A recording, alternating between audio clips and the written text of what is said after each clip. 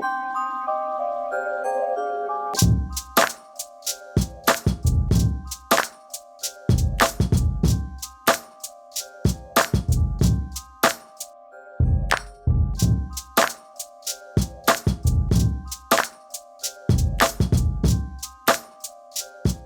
gotta give a special shout out to Bulleit Bourbon. We gotta give a special shout out to Ty Fujimura and Arami and the Ichii no Torii. We gotta give a big shout out to Bulleit. I actually have a tea imprint off the lobby's African Sorrel with Bulleit tea. You know, that I came up and made that. And and specifically the Chop Shop and Woody and the whole staff. We appreciate y'all. We appreciate y'all. Welcome to Advocating with the Best in the Biz. My name is Solomon Oyeyemi, aka Solly, and right now we are here with a forefather of style. We are here with a legend living. We are here with a member of the seminal group, A Tribe Called Quest. We are here with one half of Evitan, part of the Native Tongues family. We are here with a chef. We are here with a chef. Let me say that 3 times. We are here with a chef that really cooks that thing and does what he does properly. We are here right now with DJ Supreme. We are here with Jarobi White. Make some noise, y'all. You were saying all that stuff, I'm like, yo, where is that guy? I want to meet him. Thank you, that's beautiful, man, thank you so much. And thank you guys for coming out, this is really dope. Yeah. So we're just gonna ask a couple of questions and then maybe take some questions from the audience. Well, first and foremost, man, thank you for coming. Thank you for having me. This has been a beautiful experience. For sure. So I'm just gonna ask a couple quick things. One thing, you're from New York City. You're from a true seminal group that paved the way for a lot of artists and a lot of things to happen to where we're at even right now. What was your first memories of hip hop specifically? Super young. I used to live in the Bronx. BX, like 11 years old maybe. And the guy who lived upstairs from me, like right upstairs from me, he was the actual DJ. Oh. And this was, it was 82, I'm old as shit. Yeah. I was 11 in 82, you know what I'm saying? And so hip hop was a thing, but it wasn't like, it was just some, like if you had a club in a secret language. That's what hip hop was at that point, you know what I mean? And to have somebody who was an actual DJ living upstairs is monumental because it was like, what, 12 DJs back then? You know what I'm saying? So having a guy, that was very influential to me. And he played this record. The first record that caught me was a record called 8th Wonder by Sugar Hill Gang.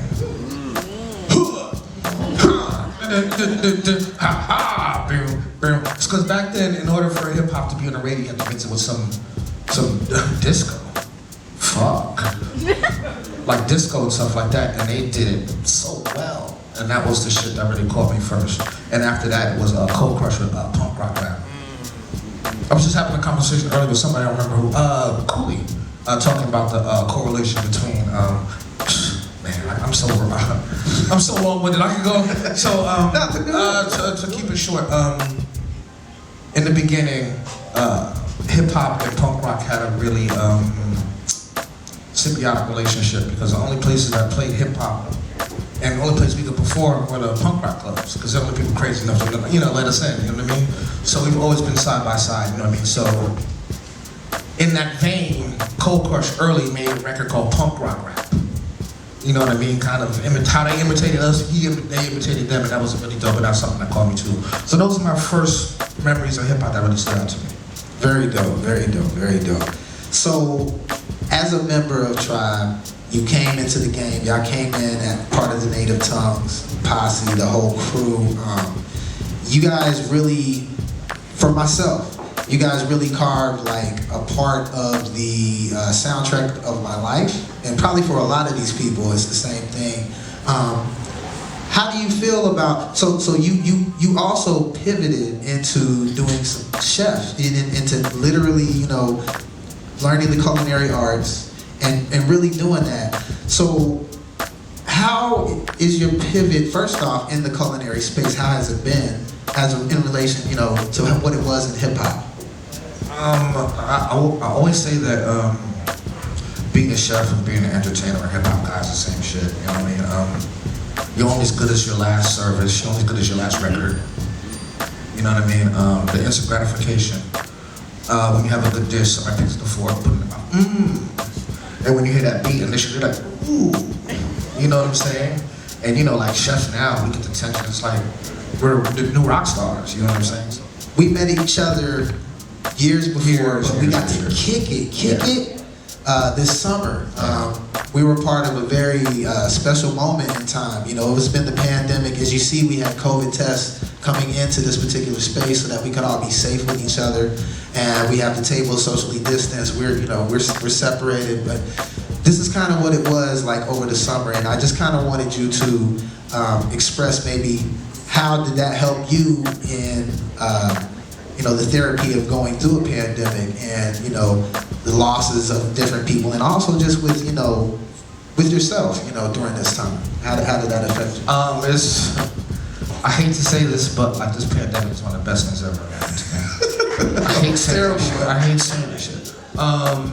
In the beginning, the first 3, 4, 5 months, it was fucked up because everything I do, music, cooking, is shut down. I couldn't do anything.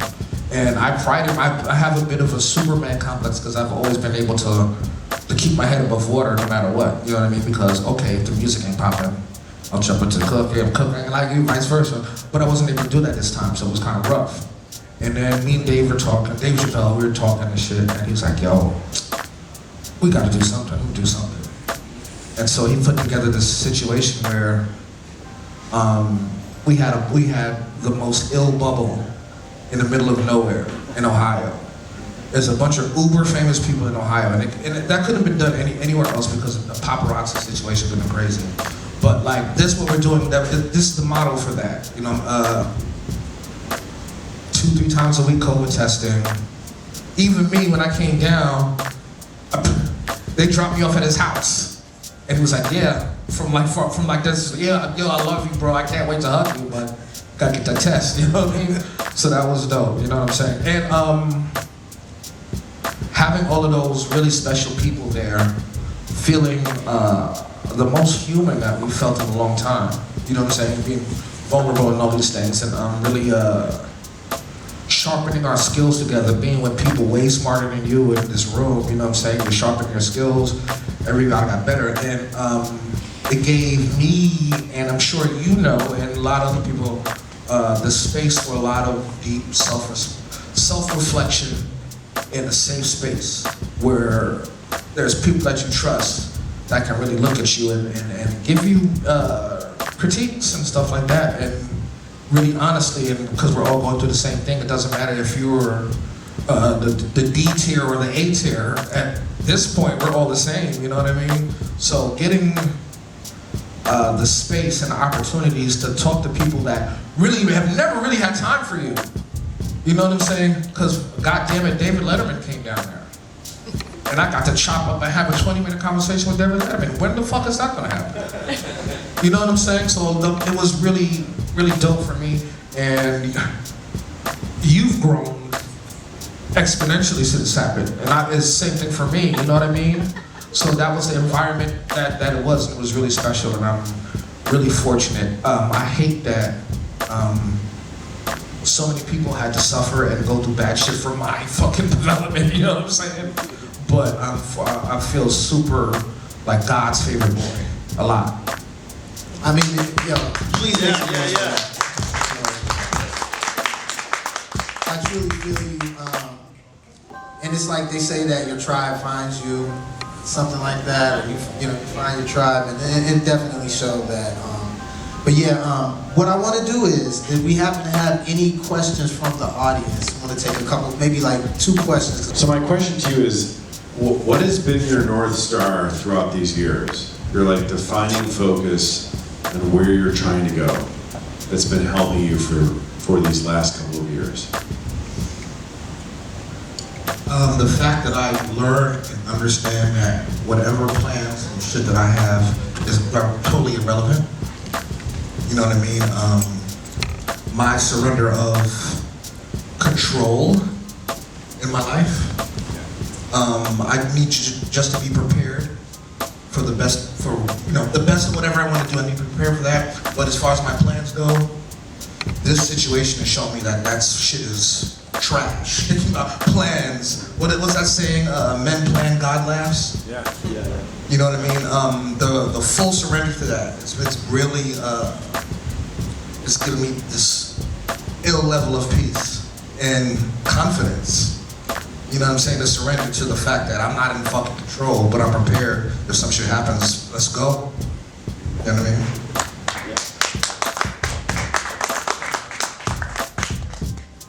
So, talk to me about your connection between music and food, because I'm a chef who music has always influenced my food, and you are one of the, hottest, MCs, musicians in the world, and yet your experience has now brought you to food. So where does that connection sit with you? And I know why it's important to me, but what's that connection, brother? Unbeknownst to a lot of people, it's always been 1A, 1B. You know what I mean?